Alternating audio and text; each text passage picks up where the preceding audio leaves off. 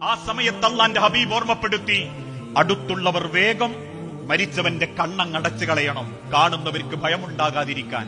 നമ്മളെ കണ്ണടച്ചവർ പിന്നീട് ശ്രദ്ധിക്കുന്നത് നമ്മളെ വാ തുറന്നു കിടക്കുന്നുണ്ടോന്ന.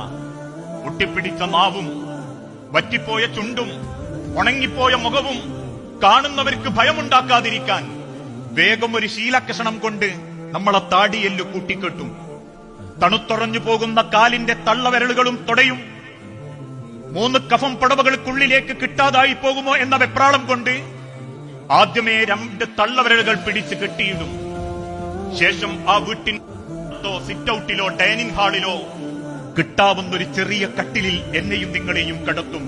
വല്യപ്പയുള്ള കാലഘട്ടത്തിൽ കാരണവന്മാർ ഉപയോഗിച്ചുപേക്ഷിച്ച് ഇപ്പോഴും ഏതോ വറകുപുരയിൽ കിടക്കുന്ന ചെറിയ 3 അടി കട്ടിലെടുത്ത് വള്ളം പാർന്ന് അതിന്റെ മേലെ ഒരു പായയും വിരിച്ച് വീട്ടിന്റെ സിറ്റ് ഔട്ടിൽ ഡൈനിങ് ഹാളിൽ നമ്മളെ കിടത്തും. ഈ ലോകത്തുള്ള സർവ്വ അവകാശങ്ങളും നിലച്ച് ഒന്നും അറിയാത്തവനെ പോലെ ഞാൻ ആ വിരിപ്പിന്റെ മുകളിൽ കിടക്കും.